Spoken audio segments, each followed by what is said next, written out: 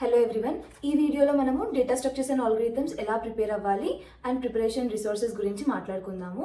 అలాగే most asked question, ఎన్ని problems solve చేయాలి అండ్ నేను ఎన్ని ప్రాబ్లమ్స్ సాల్వ్ చేసిన దీని గురించి కూడా లాస్ట్లో మాట్లాడుకుందాము. Now let's start the video. So మనము డిఎస్ఏ ప్రిపరేషన్ అనేది 4 స్టెప్స్లో చేయొచ్చు అనమాట. ఫస్ట్ స్టెప్ వచ్చేసి choosing the programming language to code. Okay, second step వచ్చేసి understanding the data structures.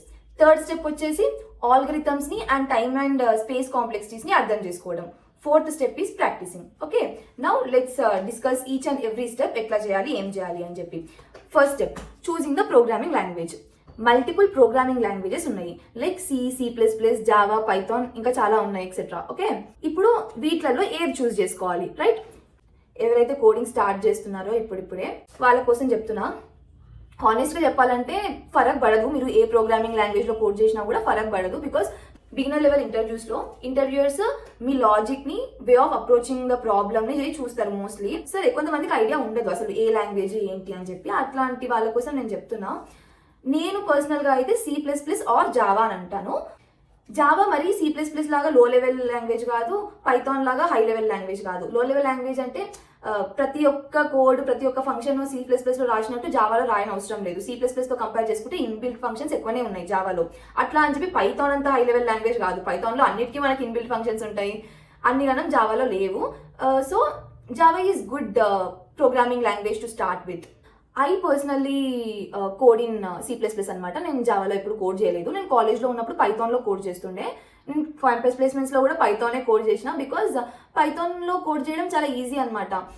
Okay, I want to add one point here. ఒకవేళ Java start చేసి tough అనిపించింది అనుకో, ఆ సింటాక్సెస్ అవన్నీ, అది కొన్ని లైక్ లాజిక్ కూడా కంపేర్ టు పైథాన్ తక్కువ ఇన్బిల్ట్ ఫంక్షన్స్ ఉంటాయి, అవి రాయడం కొంచెం కష్టం అనిపించింది అనుకోండి, అసలు మొహమాటం లేకుండా పైథాన్కి స్విచ్ అవ్వండి. నాకు జాబ్స్ వస్తాయా రావా, పైథాన్తో ఎలా ఉంటుంది, అసలు లాంగ్వేజ్ గురించి ఆలోచించాల్సిన అవసరం లేదు. ఇంటర్వ్యూలో వాడు నువ్వు ఎట్లా సాల్వ్ చేస్తున్నావు, ఎట్లా అప్లోడ్ చేస్తున్నావు ప్రాబ్లమ్నే చూస్తాడు.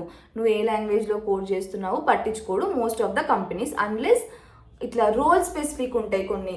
C++ డెవలపర్, కొంతమంది ఖచ్చితంగా నాకు C++ డెవలపర్సే కావాలి అని అంటారు. అట్లాంటి వాళ్ళు ప్రిఫర్ చేయొచ్చు. మీరు ఆల్రెడీ ఒక ప్రోగ్రామింగ్ లాంగ్వేజ్లో స్టార్ట్ చేసి ఉంటే స్టిక్ టు దట్, దాంట్లోనే కోడింగ్ చేయండి. లాంగ్వేజ్ ఫరక్ పడదు, నేను మళ్ళీ చెప్తున్నా అంతే. ఇంతకుముందు సజెషన్ అది ఎవరైతే స్క్రాచ్ నుంచి స్టార్ట్ చేయబోతున్నారో, BTech students, first year second year students, అసలు కోడింగ్ స్టార్ట్ చేయని వాళ్ళ గురించి చెప్పిన. ఆల్రెడీ స్టార్ట్ చేసిన వాళ్ళు ఏదైతే లాంగ్వేజ్లో స్టార్ట్ చేసినారో stick to that. Next step వచ్చేసి అండర్స్టాండింగ్ ద డేటా స్ట్రక్చర్స్. మనకి డేటా స్ట్రక్చర్స్ 2 టైప్స్ డివైడ్ అయినాయి అనమాట. Basic data structures, advance data structures. Basic data structures కింద arrays, queues, stacks, link list and hash maps వస్తాయి అనమాట. Advance data structures కింద trees, graphs and heap వస్తుంది అనమాట. Okay, beginners ఎవరైతే కాలేజ్ స్టూడెంట్స్ ఉన్నారో start with basic data structures. Advance side వెళ్ళకండి, అసలు బేసిక్ డేటా స్ట్రక్చర్స్ మీద స్టార్ట్ చేయండి. ఫస్ట్ టాపిక్ అరేస్ తీసుకున్నారనుకో, ఫస్ట్ టాపిక్ గురించి ఆర్టికల్ చదువు, దానికి రిలేటెడ్ ఈజీ క్వశ్చన్స్ చెయ్యు. 5 to 10 చెయ్యు చాలు, లైక్ మీకు కాన్ఫిడెన్స్ వచ్చేదాకా. అంటే అక్క ఒక్కొక్క క్వశ్చన్ ఒక్కొక్కలా ఉంటుంది, కాన్ఫిడెన్స్ ఎలా వస్తుంది అని చెప్పి డౌట్ రావచ్చు. ఇదేం మనము ప్రాక్టీసింగ్ ఫేజ్కి ఇంకా వెళ్ళలేదు, మనం ఇంకా సెకండ్ స్టెప్లోనే ఉన్నాము, అండర్స్టాండింగ్ డేటా స్ట్రక్చర్స్. ఈ దాంట్లో నేను ఇది ఎందుకు చెప్తున్నా అంటే, నువ్వు థియరీ చదువుకుంటే పోతే చదివినట్టే ఉంటుంది, థియరీ ఏం రాదు. ఆ థియరీ చదివిన వీడియోస్ చూసినా కూడా ఏం ఎక్కదు. నువ్వు ఎప్పుడైతే చేస్తావో అప్పుడే తెలుస్తుంది. అందుకే బేసిక్ అరే ప్రాబ్లమ్స్ ఉంటాయి, లైక్ కొన్ని రివర్స్ ద అరే, find second largest element in the అరే, ఇవన్నీ easy questions in the arrays అనమాట. మీరు థియరీ చదివి ఇట్లాంటి క్వశ్చన్స్ సాల్వ్ చేయండి. ఇలాంటి బేసిక్ క్వశ్చన్స్ వస్తే చాలు. ఓకే, నెక్స్ట్ టాపిక్కి వెళ్ళండి. నెక్స్ట్ టాపిక్లో కూడా సిమిలర్ అప్రోచ్. ఓకే, ఇట్లా సెకండ్ స్టెప్ కంప్లీట్ చేయండి. Beginners data structures and algorithm అర్థం చేసుకోవడానికి రిసోర్సెస్ GFG వాడండి. బికాస్ బిగినర్స్కి GFG ఈజ్ బెస్ట్. అసలు GFG లింక్ ఇస్తాను, దాంట్లో డీటెయిల్డ్గా. ఫర్ ఎగ్జాంపుల్ అరేస్ అని ఉందనుకో, అరేస్ ఓపెన్ చేసి అరేస్ గురించి కంటెంట్ ఇచ్చాడు, అది చదివి కింద arrays in C++, arrays in python, arrays in Java అని చెప్పి లింక్స్ ఇచ్చాడనమాట. మీరు ఏ లాంగ్వేజ్ ఆ లాంగ్వేజ్ లింక్ ఓపెన్ చేసి ఆ పర్టికులర్ లాంగ్వేజ్లో ఆ పర్టికులర్ డేటా స్ట్రక్చర్ని ఎట్లా ఇంప్లిమెంట్ చేస్తారో నేర్చుకోండి. ఓకే, నేను ఆ లింక్ డిస్క్రిప్షన్లో ఇస్తాను. నెక్స్ట్ థర్డ్ స్టెప్ తర్వాత ఆ స్క్రీన్ రికార్డింగ్ కూడా ప్లే చేస్తాను, ఎలా ప్రిపేర్ అవ్వాలి, ఎలా ఫాలో అవ్వాలి ఆ సీక్వెన్స్. అడ్వాన్స్కి ఇప్పుడే వెళ్ళకండి, ఇప్పుడు బేసిక్స్ అయిపోయిందా మనకి. బేసిక్ డేటా స్ట్రక్చర్స్ ఫస్ట్ చేయండి. ఇవన్నీ arrays, link list, stack, queue and hash maps first చేయండి. దీని తర్వాత థర్డ్ స్టెప్కి వెళ్ళండి. ఇప్పుడు నెక్స్ట్ స్టెప్ ఏంటి? Understanding algorithms and time and space complexities, right? ఇప్పుడు algorithms and time and space complexities. ఎందుకు ఆల్గరిథమ్స్ గురించి నేర్చుకోవాలి అని అంటే, ఒక ప్రాబ్లమ్ సాల్వ్ చేయడానికి మల్టిపుల్ ఆల్గరిథమ్స్ ఉంటాయి. ఫర్ ఎగ్జాంపుల్ మనం సార్టింగ్కి తీసుకుందాము. సార్టింగ్కి మనకి మల్టిపుల్ ఆల్గరిథమ్స్ ఉన్నాయి. Like quick sort, selection sort, insertion sort, ఇట్లా మల్టిపుల్ సార్టింగ్ ఆల్గరిథమ్స్ ఉన్నాయి. ఎందుకు ఒక్క ప్రాబ్లమ్ సాల్వ్ చేయడానికి ఎందుకు ఇన్ని గణం ఆల్గరిథమ్స్ అంటే, ఒక్కొక్క ఆల్గరిథమ్కి time complexity and space complexity అనేది వేరీ అవుతుంది అనమాట. మన యూజ్ కేస్ని బట్టి మన ప్రాబ్లంలో మనము ఏ ఆల్గరిథమ్ అప్లై చేస్తే మనకి ఎఫిషియెంట్గా అవుట్పుట్ వస్తుంది, అంటే తక్కువ టైంలో ప్రాబ్లమ్ మనం ఏ ఆల్గరిథమ్ యూజ్ చేస్తే మనకు తక్కువ టైంలో అవుట్పుట్ వస్తుంది అనేది మనకి తెలియాలి. దానికోసం మనం ఆల్గరిథమ్స్ గురించి చదవాలి and time and space complexities గురించి ఖచ్చితంగా తెలుసుకోవాలి. బికాస్ ఇప్పుడు నువ్వు ఇంటర్వ్యూస్ ఇచ్చేటప్పుడు ఇంటర్వ్యూర్ క్వశ్చన్ అడిగినాక నువ్వు కోడ్ రాసినాక ఖచ్చితంగా నువ్వు రాసిన కోడ్ని ఆయన ఆప్టిమైజ్ చేయమంటాడు. ఆప్టిమైజ్ చేయాలంటే మీకు టైమ్ అండ్ స్పేస్ కాంప్లెక్సిటీస్ గురించి తెలియాలి. నీ కోడ్ ఎంత టైం తీసుకుంటుంది అండ్ ఆల్గరిథమ్ చేంజ్ చేయడం వల్ల ఆర్ డేటా స్ట్రక్చర్ చేంజ్ చేయడం వల్ల ఏమన్నా టైం తగ్గడానికి స్కోప్ ఉందా, ఇవన్నీ నీకు తెలియాలి. ఎప్పుడు తెలుస్తాయి? నువ్వు ఆల్గరిథమ్స్ గురించి చదివినప్పుడు, time and space complexities concepts గురించి తెలుసుకున్నప్పుడు అర్థమవుతుంది అనమాట. సో ఇది నేర్చుకోవడం కూడా వెరీ ఇంపార్టెంట్. ఆల్గరిథమ్స్కి కూడా సేమ్ రిసోర్స్ యూజ్ చేయొచ్చు, గీక్స్ ఫర్ గీక్స్ది. ఆల్గరిథమ్స్కి రిలేటెడ్ ప్రాబ్లమ్స్ సాల్వ్ చేయండి. అండ్ లైక్ స్టార్టింగ్ ఫేజ్లో వచ్చేసరికి డేటా స్ట్రక్చర్స్, దానికి రిలేటెడ్ ఈజీ క్వశ్చన్స్ పర్ఫెక్ట్ అయినాక move to algorithms.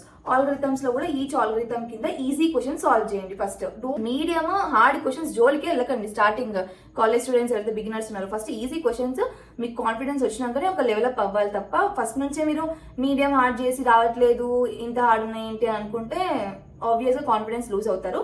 So start with easy. మీరు గూగుల్లో డేటా స్ట్రక్చర్స్ జిఎఫ్జి అని కొడితే లింక్ ఓపెన్ అవుతుంది అనమాట. ఇక్కడ డేటా స్ట్రక్చర్స్ ట్యూటోరియల్ ఉంది కదా, ఇదంతా చదవండి. ఫస్ట్ బేసిక్ డేటా స్ట్రక్చర్స్ అంటే ఏంటి, లీనియర్ డేటా స్ట్రక్చర్స్ అంటే ఏంటి, నాన్ లీనియర్ డేటా స్ట్రక్చర్స్ అంటే ఏంటి, బేసిక్స్ అన్ని చదివి రీడ్ మోర్ నొక్కారనుకో ఇక్కడ మీకు కంటిన్యూస్గా కొన్ని లింక్స్ వస్తాయి. ఆ లింక్స్ ఓపెన్ చేయకండి. ఈ సైడ్ బార్లో ఏదైతే సీక్వెన్స్ ఉందో ఆ సీక్వెన్స్ ఫాలో అవ్వండి. ఈ సీక్వెన్స్ ఫాలో అవుతే ప్రతి ఒక్క టాపిక్ ప్రాపర్గా కవర్ అవుతుంది అనమాట. మీరు అట్లా లింక్స్ క్లిక్ చేసుకుంటూ వెళ్తే ఆగమైపోతారు. ఇప్పుడు నెక్స్ట్ డేటా స్ట్రక్చర్ వైజ్ వెళ్ళండి. అరేస్ డేటా స్ట్రక్చర్ మీద క్లిక్ చేయండి. వాట్ ఈజ్ అరే, కైండ్స్ ఆఫ్ అరే, అరే ఆపరేషన్స్, వీటన్నిటి గురించి చదవండి. చదివి మీరు కిందికి స్క్రోల్ చేస్తే రీడ్ మోర్ అని ఉంటుంది. దాని మీద క్లిక్ చేస్తే ఇక్కడ మీకు బేసిక్స్ ఆఫ్ అరే అవి కవర్ చేయండి. తర్వాత మీ ప్రోగ్రామింగ్ లాంగ్వేజ్లో అరేని ఎట్లా ఇంప్లిమెంట్ చేయాలో నేర్చుకోండి. బేసిక్ ఆపరేషన్స్ ఆన్ అరే అన్నీ సాల్వ్ చేయాలి. బేసిక్ ఆపరేషన్స్ ఎలా ఇంప్లిమెంట్ చేయాలి డేటా స్ట్రక్చర్ మీద అనేది ఖచ్చితంగా రావాలి. దెన్ ఈజీ క్వశ్చన్స్లో ఒక 5 సాల్వ్ చేయండి. ఇప్పుడు నేర్చుకునే టైంలో ప్రాక్టీసింగ్ ఫేజ్లో ఎక్కువ చేస్తారు. ఓకేనా? సేమ్ అప్రోచ్ అన్ని డేటా స్ట్రక్చర్స్కి ఫాలో అవ్వండి. ప్రతి ఒక్క డేటా స్ట్రక్చర్ ఆర్టికల్ చదివి బేసిక్ ఆపరేషన్స్ అన్నీ సాల్వ్ చేయండి. ఈజీ క్వశ్చన్స్లో 5 to 10 సాల్వ్ చేయండి. 450dsa.com అని చెప్పి ఒకటి ఉందన్నమాట చీట్ షీట్. నేను అది లింక్ ఇస్తా. 450dsa.com. దాంట్లో మనకి టాపిక్ వైజ్ క్వశ్చన్స్ ఉన్నాయన్నమాట. అరేస్ కింద క్వశ్చన్స్, స్ట్రింగ్స్ కింద కొన్ని క్వశ్చన్స్. నేనైతే అదే ఫాలో అయినా, అందుకే ఇంత కాన్ఫిడెంట్గా రికమెండ్ చేస్తున్నా. All kind of problems cover అయినాయి అనమాట ఆ షీట్లో. బిగినర్స్ నేర్చుకునేటప్పుడు మీకు అర్థం కాకపోతే వీడియో ట్యూటోరియల్స్ ఆర్ ఆ డిస్కషన్ సెక్షన్లో కొంతమంది క్లియర్గా రాస్తారు కూడా వాళ్ళ అప్రోచ్, అవి రెఫర్ చేసుకొని అర్థం చేసుకోవడానికి ట్రై చేయండి. Okay, last will end with ఎన్ని క్వశ్చన్స్ సాల్వ్ చేసినారు. మోస్ట్ ఫేమస్ క్వశ్చన్ ఇది. నేను దీని గురించి మాట్లాడాలి యాక్చువల్లీ. ఫస్ట్ భయపడకండి. ఇంటర్వ్యూస్ ఇవ్వడానికి, కోడింగ్ స్టార్ట్ చేయడానికి భయపడకండి.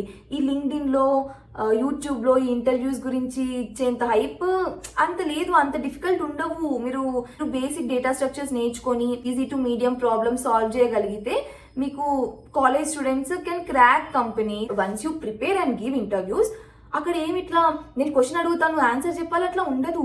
Interview is like discussion. ఖచ్చితంగా ఆపోజిట్ ఉన్న ఇంటర్వ్యూర్ నీకు హెల్ప్ చేస్తాడు. నువ్వు ఎక్కడన్నా స్టక్ అయితే he will suggest. It's like team work. అక్కడ ఏమి ఎగ్జామ్లో నువ్వు క్వశ్చన్ ఇచ్చి ఆన్సర్ రాయులాగా ఉండదు. They will suggest approaches. నువ్వు ఆ అప్రోచ్ని అర్థం చేసుకొని సాల్వ్ చేయగలగాలి. మరీ అంత డిఫికల్ట్ ఏం ఉండదు. ఇన్ని నెంబర్ ఆఫ్ క్వశ్చన్స్. ఒకడు వచ్చి అంటాడు నేను 600 క్వశ్చన్స్ చేసినా, నేను 1000 క్వశ్చన్స్ చేసినా అని చెప్పి చెప్తాడు. చూసే జనాలకు ఏమనిపిస్తుంది, 600 క్వశ్చన్స్ 1000 క్వశ్చన్స్ చేయాలేమో, లేకపోతే ఇంటర్వ్యూ క్లియర్ చేయలేమేమో అనిపిస్తుంది. But that's not the case. It's depend on person to person. నీకు ఒక కాన్సెప్ట్ మీద కాన్ఫిడెన్స్ వచ్చింది అంటే మూవ్ టు నెక్స్ట్ టాపిక్. నేను 450dsa.com షీట్ స్టార్ట్ చేసిన. ఓకే, ఫస్ట్ అరేస్ ఓపెన్ చేసి నేను అరేస్లో లైన్గా ప్రాబ్లమ్స్ సాల్వ్ చేసుకుంటూ వెళ్ళినా అనమాట. ఫస్ట్ మొత్తం అరేస్ అంతా కంప్లీట్ చేయాలి అలా పెట్టుకోలేదు. ఫస్ట్ 10 క్వశ్చన్స్ ఆ రేస్లో సాల్వ్ చేసిన, నాకు కొంచెం మర్చిపోయినట్టు అయింది. ఆ మర్చిపోయిన కాన్సెప్ట్స్ రివైజ్ చేసి మళ్ళీ సాల్వ్ చేసిన. నెక్స్ట్ స్ట్రింగ్స్కి వెళ్ళిన, అందులో కూడా 10 సాల్వ్ చేసి తర్వాత టాపిక్కి వెళ్ళి ఈచ్ టాపిక్లో first 10 questions easy questions solve చేసిన అనమాట. అప్పుడు నాకు ఓకే కొంచెం గుర్తుంది, I mean little good place. ఇప్పుడు నేను డెవలప్ అవ్వాలి, కొంచెం మీడియం ప్రాబ్లమ్స్ సాల్వ్ చేయడం స్టార్ట్ చేయాలి. మళ్ళీ ఆ రేస్ ఓపెన్ చేసి నేను చేసిన 10 కాకుండా కొంచెం hard question, medium level question open చేసి దానికి రిలేటెడ్ కాన్సెప్ట్స్ నేర్చుకొని ఆ కాన్సెప్ట్స్కి రిలేటెడ్ ఒక 5 to 10 క్వశ్చన్ నాకు ఆ కాన్సెప్ట్ మీద కాన్ఫిడెన్స్ వచ్చేదాకా చేసిన అనమాట. ఇన్ని పర్టికులర్ క్వశ్చన్స్ పెట్టుకొని అయితే నేను చేయలేదు. నాకు ఆ కాన్సెప్ట్ మీద కాన్ఫిడెన్స్ వచ్చిందా లేదా. కాన్ఫిడెన్స్ అంటే దీని మీద ఏది ఇచ్చినా చేస్తా అనేంత కాన్ఫిడెన్స్ ఎవరికి రాదు. ఏది ఇచ్చినా చేసేస్తా ఆ కాన్ఫిడెన్స్ కాదు. ఓకే, ఈ కాన్సెప్ట్ నాకు అర్థమైంది, ఈ కాన్సెప్ట్ మీద నేను మీడియం క్వశ్చన్స్ వరకు సాల్వ్ చేయగలుగుతాను, ఇది చాలు. ఓకే, ఇది ఎక్స్పీరియన్స్డ్ పీపుల్ అయినా బిగినర్స్ అయినా ఎవరైనా ఇన్ని ప్రాబ్లమ్స్ సాల్వ్ చేస్తేనే నేను ఇంటర్వ్యూ క్లియర్ చేయగలుగుతాను అనేది మిత్. ఓకే, అస్సలు భయపడకండి. నేను చెప్తున్నా కదా, ఈజీగా క్రాక్ చేస్తారు, అంతే. Practice practice practice practice is important, but ఇన్ని నెంబర్ ఆఫ్ క్వశ్చన్స్ చేయాలి అనేది రాంగ్ నా ఒపీనియన్లో. ఏమైనా ఫీడ్బ్యాక్ ఇవ్వాలి అంటే లైక్ వీడియోస్లో ఎలా ఇంప్రూవ్ చేయొచ్చు, ఇంకేం కాన్సెప్ట్స్ కవర్ చేయొచ్చు అదంతా కమెంట్స్ చేసి చెప్పండి. నేను ఈచ్ అండ్ ఎవ్రీ కమెంట్ చదువుతున్నా. యాక్చువల్లీ బాగా అనిపిస్తుంది మీరు టాపిక్స్ రికమెండ్ చేస్తుంటే. చెప్పినట్టు ఫీడ్బ్యాక్ ఇవ్వండి కమెంట్స్లో. I try to improve myself based on that. Yeah, that's it. Thank you.